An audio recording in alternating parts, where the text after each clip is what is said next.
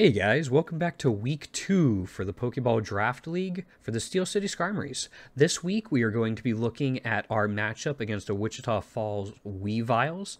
And first thing, and probably the biggest thing that we'll be going over, is just how freaking fast their team is. They seem to be a very fast and offensively focused team. So as we talk about what Pokemon we're planning on bringing, I'll probably be bringing that up quite a bit.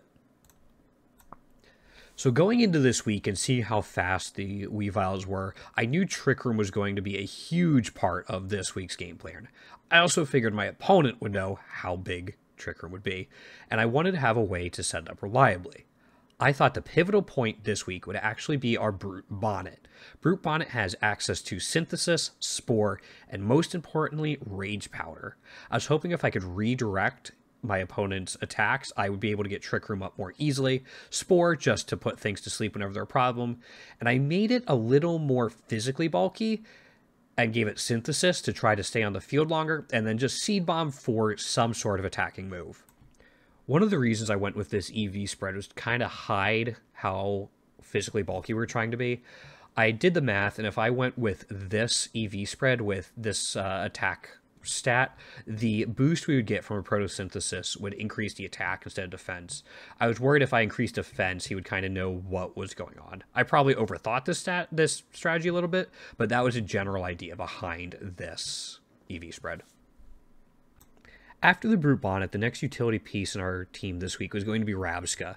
I decided to bring the same moveset as we did last week with the Focus Sash. The Focus Sash is I was worried about how fast and offensive the Weaviles team was. I didn't want to get in one shot before it could either Revival Blessing or Trick Room. The other option might have been Lepa Berry, but again, I wanted to get at least one of those moves off.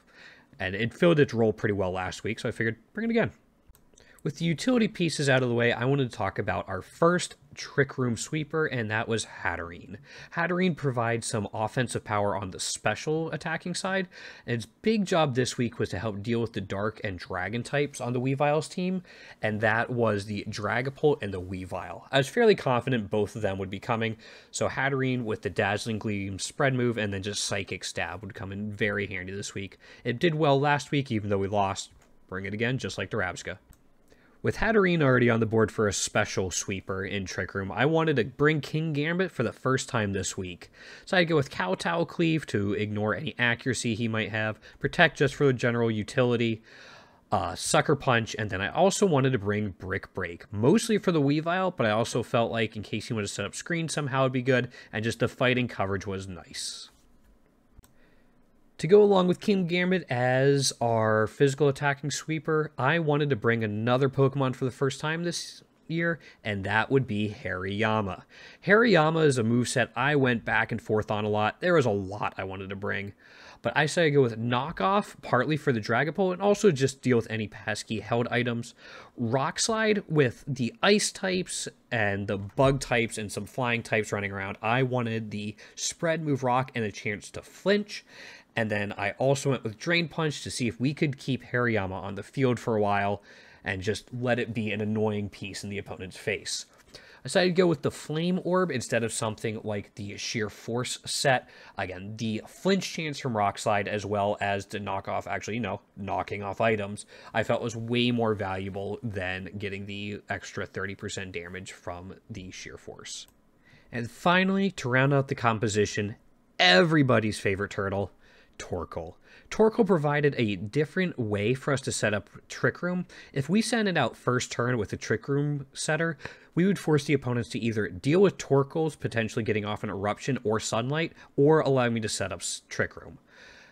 This provides a different type of pressure than, say, the Brute Bonnet we mentioned earlier, who had Rage Powder to force them to focus him.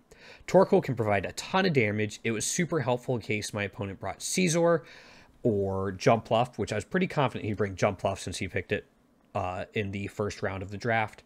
And I went with Terra Ground on the Torkoal because of Belly Bolt and Iron Thorns. The Earth Power I was confident could do a ton of work against both of those Pokemon. So that's the idea for the team. This week is going to revolve solely around Trick Room. We don't have Hydreigon for faster speeds. We don't have Chlorophyll Scovillain. We don't have the Tailwind from Hydreigon. This week is going to come down to, can we get Trick Room up and keep it up? I think with this team and the setup, we have a decent chance and we have enough threats. Last week, we only brought 1 Trick Room Pokemon. This week, we have 4. Let's see how it works out, and hopefully everyone can see the battle, hopefully uploaded in a couple days.